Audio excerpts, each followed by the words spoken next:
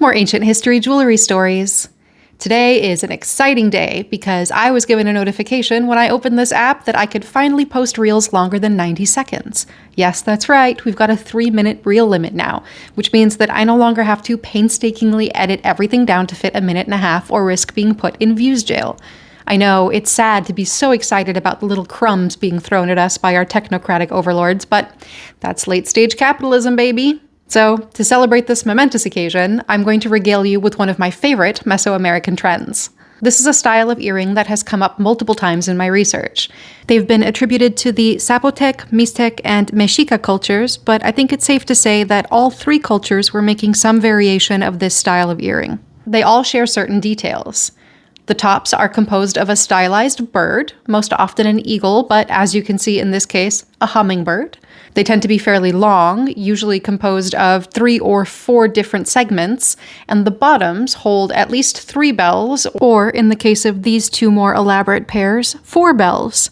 Or this one very elaborate earring looks to have 7 bells in total. I do believe these were intended to make beautiful noises when worn. From what I can gather, all of these were made using the lost wax casting technique, and all of them were made sometime between 900 and 1500 CE.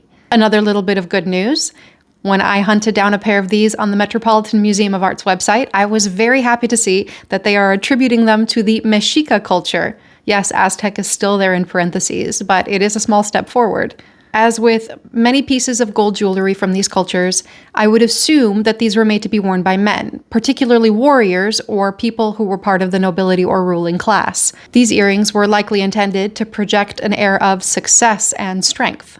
We do know that the eagle was commonly associated with warriors and was a symbol of strength and courage among the Mexica people. The hummingbird was also associated with all of the qualities necessary for being a good warrior. Bells at the bottom were likely meant to represent the wind, and would therefore have been connected to the god Quetzalcoatl. While none of these earrings have any visible means of attaching them to an earlobe, I did read that they may have been attached to a fabric backing, and I can think of a number of ways that a hook or a loop would have been attached to that fabric in order to wear them on the ear.